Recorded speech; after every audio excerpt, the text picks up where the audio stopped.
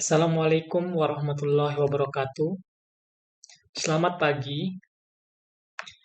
Pada video ini, saya akan menyampaikan pernyataan diri dosen pada unjuk kerja Tridharma Perguruan Tinggi di bidang pengajaran yang dibawakan dalam rangka sertifikasi dosen 2022. Perkenalkan, nama saya Dr. Muhammad Rizky Nokjumsa, spesialis obstetri ginekologi, magister kesehatan. Saya merupakan staf pengajar di Departemen Obstetri dan Ginekologi di Fakultas Kedokteran Universitas Mataram. NIDN 00061186602. Di bidang pengajaran, saya menjadi salah satu pengampu di Kepanitiaan Klinik Obstetri Ginekologi Prodi Pendidikan Dokter. Pada video ini, saya akan menyampaikan salah satu metode pembelajaran di bagian Objin FK Unram, yaitu metode kuliah pembekalan dengan topik kontrasepsi. Terima kasih. Semester 9 dan itu berupa rotasi klinik. Di Objin sendiri durasinya 10 minggu sama seperti bagian besar yang lain, di mana efektifnya 8 minggu dan kita spare time 2 minggu untuk ujian. Ini adalah RTS Kepanitiaan Klinik Obstetri dan Ginekologi yang kita susun untuk menjadi panduan kita selama pembelajaran di Objin.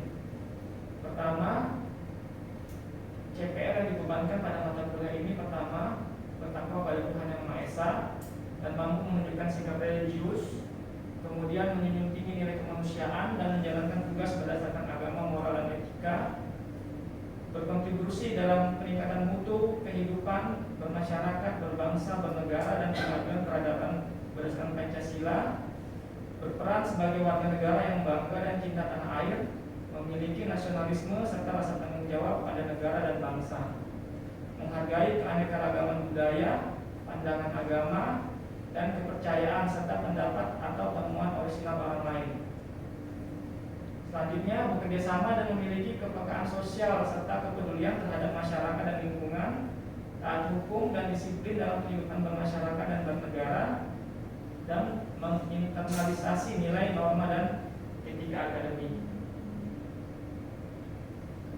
Selanjutnya, menunjukkan sikap bertanggung jawab atas pekerjaan di bidang keahliannya secara mandiri.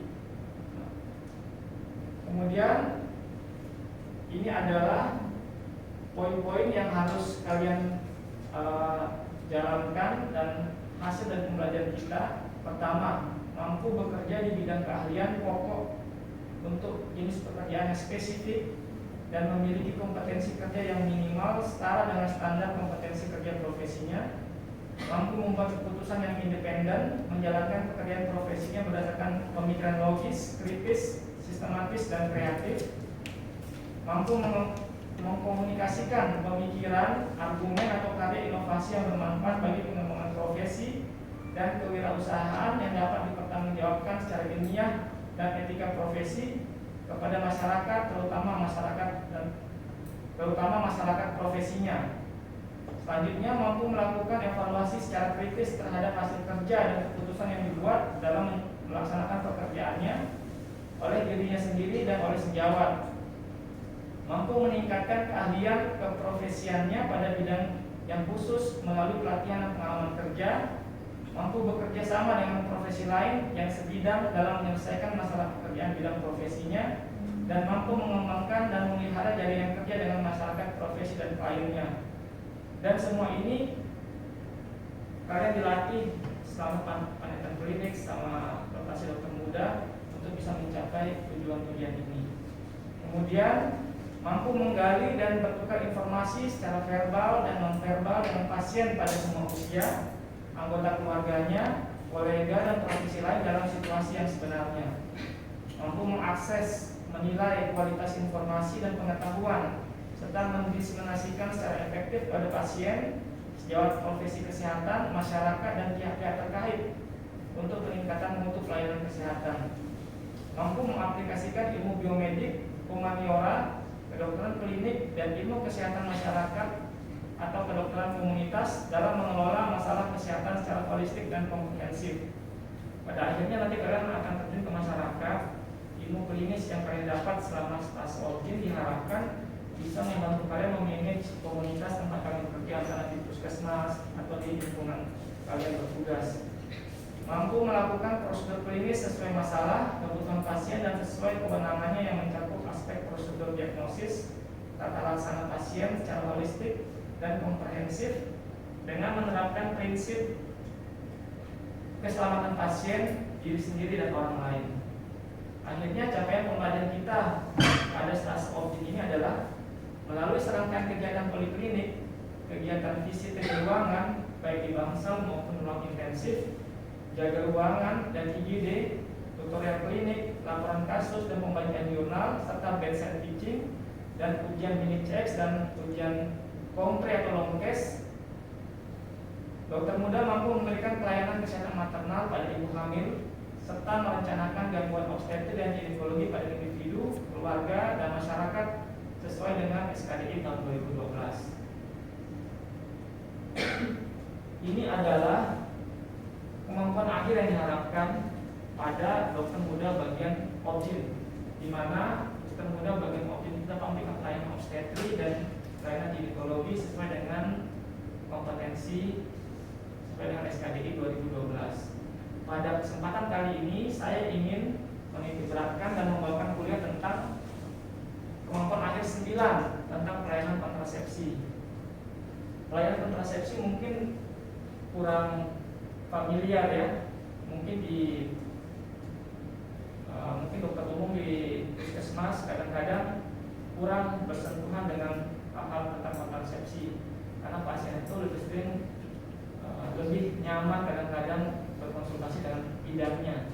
Namun itu tidak berarti kalian yang dokter ini tidak paham. Kalian harus paham bagaimana konsep penggunaan kontrasepsi. Ya. Pada momen kali ini yang saya akan titik beratkan adalah penggunaan kontrasepsi pasca salin. Adapun ini adalah capaian yang kita inginkan untuk materi kontrasepsi, di mana kita mampu menjelaskan jenis-jenis dan prinsip dasar penggunaan kontrasepsi.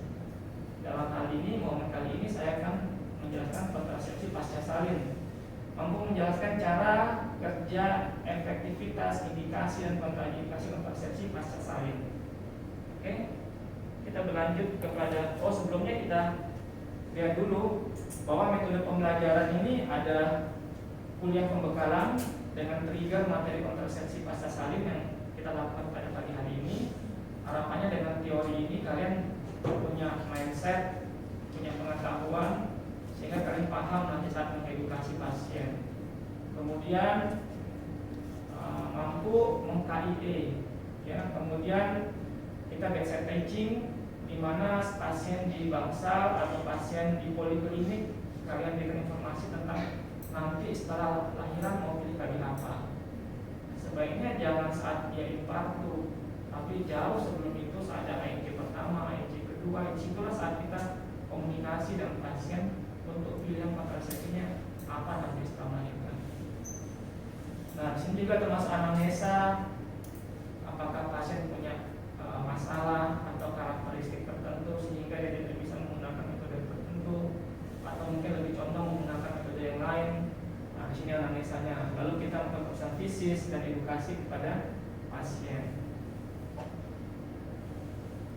Adapun kalau di stase objin ini ada persentase penilaiannya, di mana pretes 5%, laporan kasus 15%, jurnal ini 15%, mini cek 15%, post test 10%, post C 15%, setiap kompre 25%. Tapi ini adalah nilai akumulasi.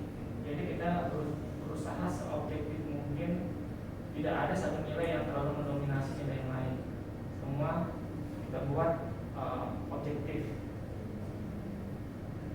Oke, saya masuk ke bahan pembahasan kita tentang kontrasepsi pasca salin.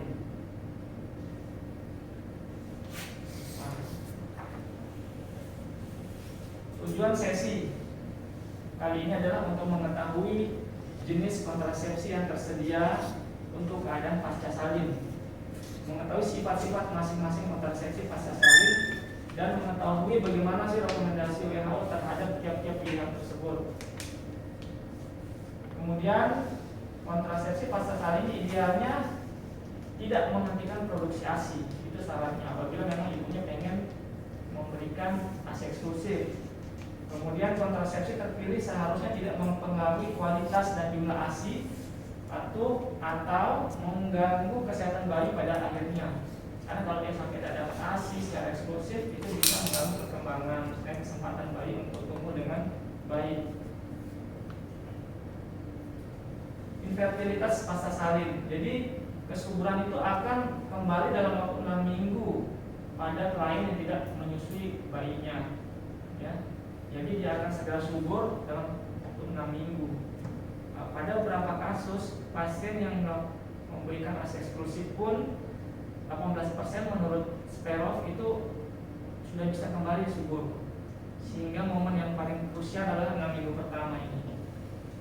Terus klien juga menyusukan bayinya punya masa tidak subur yang lebih lama. Jadi ada namanya metode amenorrhea laktasi, di mana jika ibu itu menyusui secara eksklusif dalam arti dia menyusui dengan rentang waktu 4 jam atau 6 jam paling telat selama 1 hari, itu bisa dikatakan eksklusif. Dengan metode itu dia akan mendapatkan efek manfaat dari metode amenorrhea laktasi akibat dia menyusui eksklusif.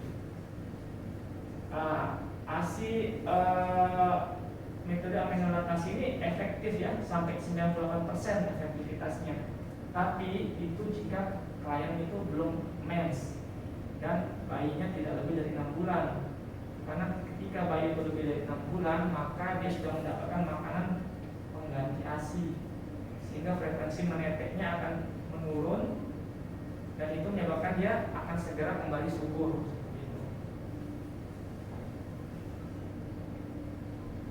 Dalam menentukan kontrasepsi pasca salin, yang harus ditanyakan sama klien adalah dia menyusui eksklusif atau enggak. Terus kita bantu dia pilih kontrasepsi yang sesuai dengan karakteristik pasien kita sendiri, klien kita. Lalu kita harus identifikasi ada nggak masalah kesehatan yang menyebabkan dia tidak boleh menggunakan metode tertentu. Yang pertama ini IUD, ya. IUD, intrauterine device atau alat kontrasepsi dalam rahim, ya. Pemasangan IUD pasca plasenta itu punya keuntungan, antara lain kemudahan pemasangan, tentunya dengan petugas yang terlatih. Ya, kemudian pada lingkungan kita aja, tenaga kesehatan kadang-kadang nggak pede ya memberikan KDR pasca salin karena khawatir ekspulsi, khawatir angka infeksi dan terjadinya perforasi. Tapi dengan metode dan teknik yang benar, insya Allah itu bisa dihindari. Ada memang ragu-ragunya, tidak boleh dipasang lebih dari berapa lama, cara pemasangannya gimana, itu yang harus diperhatikan, ya. Terus pemasangan IUD pasca plasenta maksudnya dalam waktu 10 menit setelah plasenta itu lahir, IUD segera dipasang, atau bisa dipasang dalam 48 jam pertama setelah melahirkan bayinya. Ini adalah waktu yang efektif untuk pemasangan IUD. Dari berbagai penelitian dikatakan pemasangan IUD 10 menit pasca plasenta, angka ekspulsinya lebih rendah dibanding jika dia dipasang dalam 48 jam pertama setelah melahirkan. Itu ada penelitiannya. Kemudian pada penelitian juga dikatakan tidak ada hubungan angka ekspulsi dengan jenis AKDR-nya. Mau dia AKDR yang biasa, ada yang program KKBN, mau dia yang agak mahal, ada yang kita masih sebut merek ya, ada yang sampai 2,8 juta harganya. Itu tidak ada hubungannya dengan kemungkinan ekspulsinya, tapi yang menentukan adalah teknik pemasangannya. Data dari FHI menunjukkan bahwa harus ada penekanan pada fundus, sehingga itu jadi teknik krusial. Jadi saat kita memasang IUD, saat tangan kita atau alat cunang ovum bengkok sampai ke fundus, tangan kiri kita itu harus menekan fundus untuk memfiksasi IUD yang kita antar masuk, sehingga saat kita tarik tangan atau alat kita itu tidak eksplosi atau tidak melorot ke bawah. Itu jadi teknik yang krusial untuk mencegah terjadinya eksplosi. Dan memang perlu pelatihan bagi petugas yang akan melakukan pelayanan kawin pasca salin dengan IUD ya. Untuk ekspulsi sendiri, ini artinya dia lahir keluar. Banyak penyebabnya. Pertama yang paling mungkin ada involusi, karena rahim itu setelah melahirkan bayi akan mengalami involusi ke bentuk awalnya. Proses itu yang akhirnya menekan semua isi rahim, termasuk bekuan darah atau bahkan benda asing, dalam hal ini AKDR, untuk bisa keluar. Ini dikatakan bahwa dalam pemasangan dalam jangka waktu 10 menit pasca plasenta itu rendah kemungkinan ekspulsinya jika dibanding 48 jam setelah bayi lahir. Jadi penelitiannya oleh MHI. Sekarang selanjutnya progestin. Tapi sebelum sampai ke progestin, ada yang tanya nggak tentang AKDR ini? Hah? Cukup? Ya. Ini progestin. Progestin itu hormon progesteron sintetik. Jadi kita menyebutnya progestin kalau dia sintetik. Kalau yang hormonal yang memang diproduksi oleh tubuh kita sebutnya progesteron. Oke. Progestin ini kontrasepsi yang dapat digunakan dalam 6 minggu pertama pasca persalinan dan tidak mempunyai efek mengurangi ASI. Oleh karena itu, kalau pasiennya nggak mau pakai AKDR misalnya, yang kita akan menggunakan progestin only, jangan yang ada estrogennya karena akan menghambat ASI. Angka keberhasilan sangat tinggi, bisa mencapai 99% ya. Yang harus diwaspadai adalah gangguan perdarahan atau tromboembolik pada penggunaan progestin. Kalau buku yang lama mungkin mengatakan penggunaan progestin secara dini itu ada risiko tromboembolik, tapi pada penelitian terakhir dikatakan dari beberapa penelitian dari American Journal of Gynecology tentang penggunaan pil progestin only atau bahkan ada penggunaan suntikan 3 bulan dalam 2-3 hari setelah bayi lahir itu tidak ada kendala sama sekali. Sehingga kami kesini rekomendasinya bisa segera diberikan. Gitu. Setelah konseling, ibu dapat memilih kontrasepsi progestin sebelum 6 minggu pasca persalinan apabila metode lain tidak dikehendaki. Nah, ini yang tadi saya bilang, progestin ini pada beberapa literatur tidak direkomendasikan digunakan sebelum 6 minggu. Ada resiko gangguan perdarahan, gangguan tromboembolik yang terjadi. Tapi tadi yang saya bilang, banyak penelitian yang sudah berusaha membantah statement ini. Ada beberapa penelitian terbaru dikatakan tidak masalah diberikan segera setelah melahirkan, bahkan sebelum pulang dari rumah sakit bisa diberikan. Progestin DMPA ini yang suntikan ya, suntik 3 bulan, depo hidroksi progesteron asetat, suntikan 3 bulan. Ini isinya progestin aja, ini boleh. Ini bisa digunakan sebelum hari ke-21 bahkan. Apabila risiko hamil langsung tinggi, dapat diberikan sebelum itu. Dalam arti kalau memang kira-kira ibunya ini enggak menyusu eksklusif dan masa subuhnya akan segera kembali daripada dia tidak berkabut sama sekali, boleh lebih cepat digunakan ini DMPA.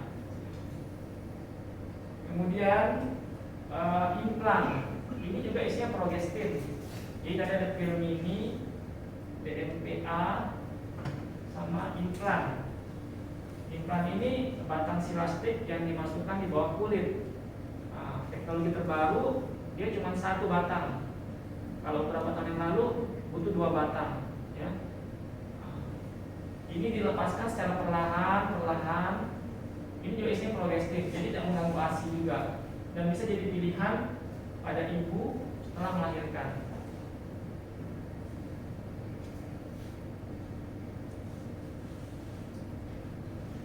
Yang terakhir adalah metode laktasi aminore. Kalau ini kan metode alamiah ya, dimana tadi saya jelaskan ibu yang menyusui secara penuh atau eksklusif dan dia belum haid, bayi yang kurang dari 6 bulan bisa menggunakan metode ini. Kadang-kadang pasien itu nanya sama dokter, dok kok saya harus melahirkan, mesnya nggak datang-datang. Nah, kalau di investigasi ternyata dia menjalani namanya eksklusif, makanya dia nggak haid.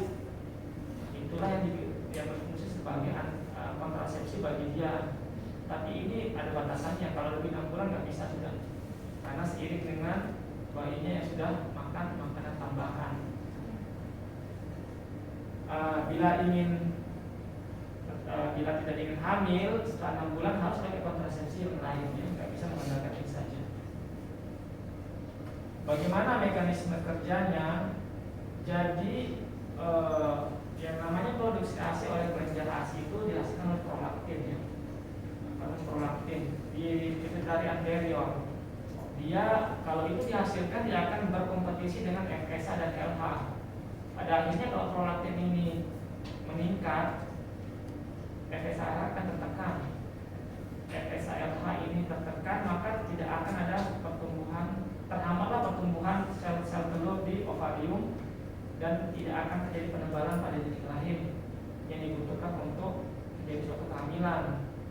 Kemudian setelah hormon prolaktin memproduksi ASI, ada fungsi dari hormon oksitosin yang berfungsi membuat otot-otot sekitar kelenjar susu itu untuk berkontraksi.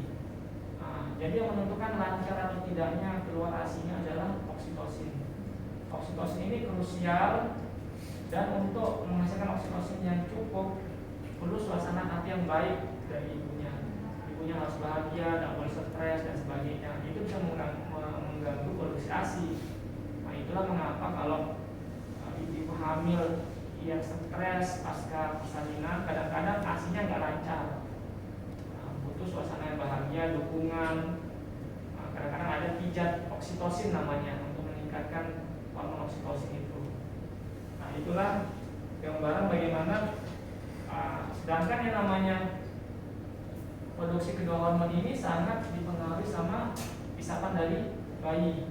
Isapan dari bayi itu yang merangsang oksitosin ini untuk terus dihasilkan dan berfungsi dengan baik.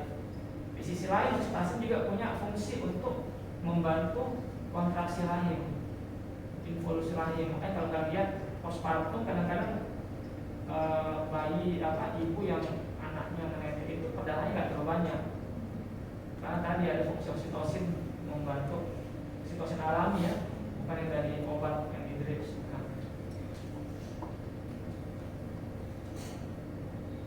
Kemudian keuntungannya cukup efektif ya, MRA ini. Dia kasus kehamilannya 1 sampai 2 kehamilan pada 100 wanita dalam 6 bulan penggunaan. Itu sangat rendah kemungkinan hamilnya. Bila segera menyusukan secara eksklusif, maka efek kontraseptif akan segera pula bekerja efektif, tidak mengganggu senggama, tidak ada efek sistemik dalam hal ini efek hormonal, tidak perlu pengawasan medis karena ini alami, tubuh yang bekerja sendiri, dan tidak perlu pasokan tulang, tidak perlu tiap bulan atau tiap hari minum pil atau gimana, itu sudah diatur sama tubuh dan tidak membutuhkan biaya. Keuntungan non kontraseptif dari MRA untuk bagi anak ya dapat imunisasi pasif, karena ASI itu membawa imunoglobulin juga, zat-zat pembentuk kekebalan buat bayi juga. Kemudian sumber nutrisi yang baik dan mengurangi potensi terpapar ajaran bakteri dari air atau susu formula yang diberikan ke bayi. Angka diarenya juga tidak terlalu tinggi orang-orang yang bayi-bayi yang dikasih formula. Bagi ibu mengurangi perdarahan postpartum ya, tadi saya bilang mekanismenya kan oksitosin ya. Terus meratkan hubungan psikologis dan mengurangi risiko anemia. Pada gilirannya kalau perdarahannya kurang, ya jadi anemia. Keterbatasannya ini tergantung dari motivasi ya. Dan ada mungkin karena alasan tertentu, mungkin karena wanita karir, harus tuntutan pekerjaan, dia tidak bisa melakukan metode amenorrhea laktasi. Tingkat efektivitasnya tergantung tingkat eksklusivitas dalam menyusui dan tidak melindungi dari penularan infeksi menular seksual. Nah, ini tadi saya katakan bahwa dia harus eksklusif menyusui bayi selama 6 bulan pertama dan tidak boleh haid dulu. Tidak boleh dilanjutkan atau tidak sesuai lagi digunakan apabila sudah beberapa bulan amenorrhea kemudian mulai haid. Nah, kalau sudah mulai haid artinya sudah ada ovulasi. Karena haid tidak akan terjadi kalau tidak ada ovulasi. Terus tidak menyusukan secara eksklusif, bayi telah di atas 6 bulan umurnya dan ibu bekerja terpisah dari bayinya lebih dari 6 jam. Jadi kira-kira kalau kalian nanti jaga, jadi dokter jaga di UGD, kira-kira bisa nggak spare waktu harus menyusui dalam 6 jam? Karena menurut penelitian akan beda responnya apabila bayi itu pakai pompa. Karena proses feedback positif untuk merangsang oksitosin itu tidak terjadi. Makanya sering pada beberapa kasus orang-orang yang pakai pompa aslinya cepat habis, nggak sampai 6 bulan udah kering. Karena proses feedbacknya itu nggak terjadi kalau cuma pakai pompa, harus melalui isapan dari bayinya. Oke, ini yang tadi saya bilang ya, paling tidak 4-6 jam jarak menyusui pertama dengan selanjutnya. Siang hari kalau bisa per 4 jam, malam hari bolehlah per 6 jam. Bahkan bayi itu harus dibangunkan untuk diberikan ASI. Frekuensinya 6-10 kali dengan 60 mili per hari. Bayi tidur semalaman tanpa menyusui itu kurang, itu yang dapat menggagalkan metode FLA ini. Jadi harus dibangunkan bayinya. Nah, selalu gunakan metode kontrasepsi pendukung, misalnya kondom, apabila menstruasinya sudah kembali ya. Kemudian bayi sudah mencapai 6 bulan, konsultasi pada dokter atau bidan, kira-kira kontrasepsi apa yang harus digunakan apabila terjadi hal seperti ini. Karena ini sudah subur, bisa hamil langsung. Bahkan ada yang tidak menyadari, dia langsung hamil tanpa sempat haid lagi. Ada kejadian seperti itu. Jadi nyambung. Itu dia tidak sadari dirinya kalau sudah mulai subur, dia campur dengan suami, hamil, tidak sempat haid lagi, lanjut amenorrhea. Yang terakhir ini kontak ya. Nah ini juga metode kontrasepsi pasca salin yang bisa ditawarkan, tapi memang agak sempit penggunanya karena banyak sekali yang jadi pertimbangan untuk melakukan tubektomi. Jadi tubektomi itu bisa dilakukan pasca persalinan setelah lahir, baik dari sesar maupun setelah sesar maupun setelah melahirkan. Kalau setelah melahirkan kita melakukan mini laparotomi di daerah subumbilikus karena tinggi fundus uteri biasanya di bawah pusat. Disitulah kita mengiris untuk mengakses tuba kiri dan kanan. Irisannya cuma 1-2 cm, kecil banget. Maka namanya mini laparotomi. Kalau interval ini maksudnya sudah lewat masa nifasnya, baru dilakukan tubektomi bisa juga. Tapi posisinya kita mini laparotominya suprapubic karena rahim sudah sedemikian kecil akibat involusi. Bisa juga pakai laparoskopi ya.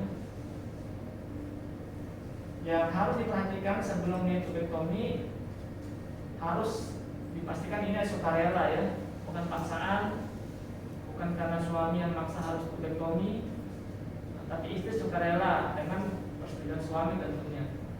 Karena kalau suami yang setuju nanti pas suami bisa protes begitu. Kemudian harus ditekankan bahwa metode kontrasepsi ini adalah permanen. Kalaupun ada angka kegagalannya cuma 0,5. Kurang dari 1 kejadian hamil dalam 100 wanita dalam 1 tahun penggunaannya. Jadi sangat rendah kemungkinan hamilnya, tapi itu masih ada kemungkinan hamil. Karena itu tidak ada kontrasepsi yang 100% efektif dalam arti 0 kemungkinan hamilnya nggak ada. Harus ada persetujuan tindakan medik ya, ada yang konsennya, tanda tangan itu untuk tuberkulosis. Ya, mekanisme kerjanya yang menghalangi fertilisasi ketemunya sperma dengan ovum atau sel telur ya. Kemudian ini metodenya. Metodenya itu kita bisa pakai laparoskopi dengan memasukkan gas dan memasukkan 2 trokar. Jadi insisinya cuma sekitar kurang dari 1 cm. Ini ya pakai laparoskopi ya. Dia minimal invasif.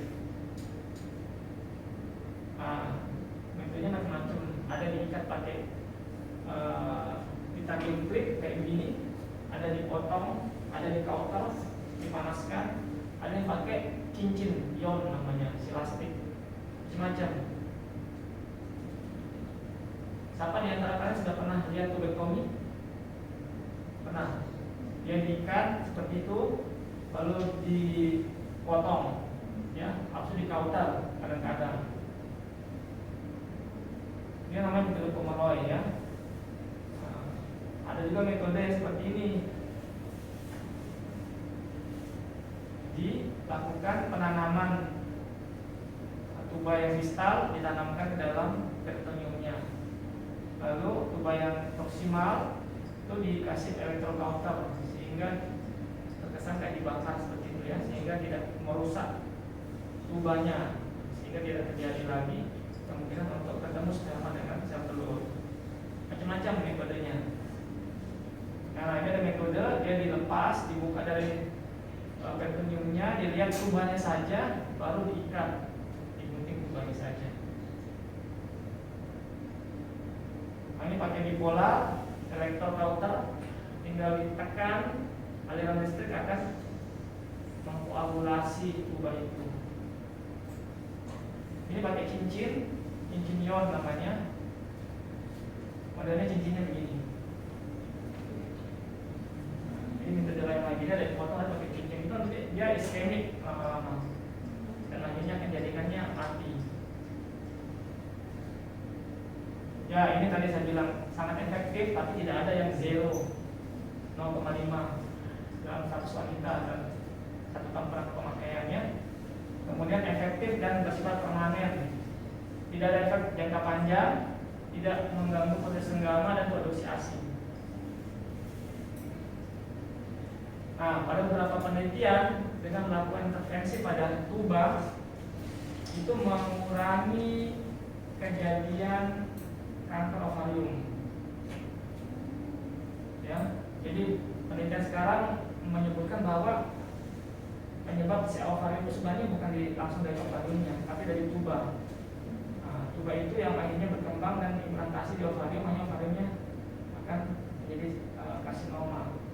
Oleh karena itu berbagai penelitian yang melakukan salpingektomi, tubektomi didapatkan angka kejadian si ovarium pada orang-orang itu rendah.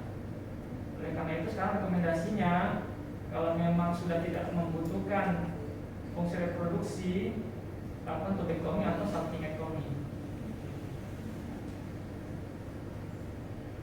Ya, ini sudah saya jelaskan. Keterbatasannya ya, dia tidak menjamin 100% tidak hamil ya. Kemudian perlu operator yang terampil untuk melakukannya. Ini keterbatasannya. Tidak mencegah terjadinya penularan HIV karena dia bukan metode barrier. Jadi yang satu-satunya yang bisa mencegah penularan HIV hanya kalau pakai barrier. Dalam hal ini adalah kondom ya. Ini ada studi fresh yang mengatakan ada potensi 1 dari 3 kehamilan ektopik itu menjadi setelah tubektomi.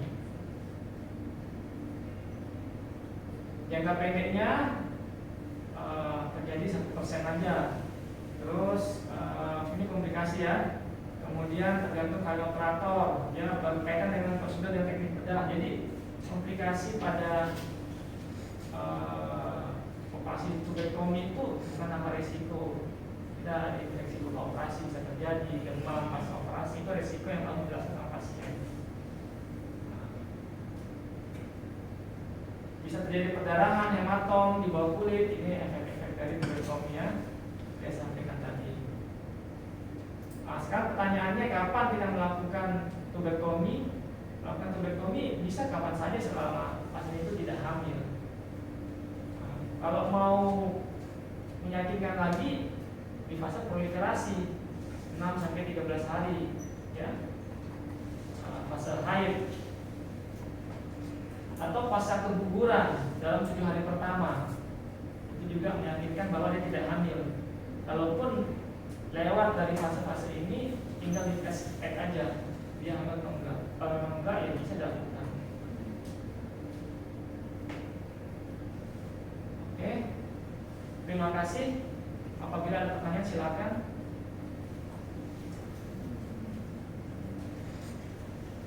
Sudah jelas kira-kira semua? Jadi nanti adik-adik di puskesmas atau nanti setiap kali ke pasien pustatum sudah punya ilmunya, apa yang harus direkomendasikan kepada orang-orang yang habis melahirkan. Karena ini selalu jadi topik hangat setiap kali kita diskusi sama pasien, ya. Oke, terima kasih atas perhatiannya.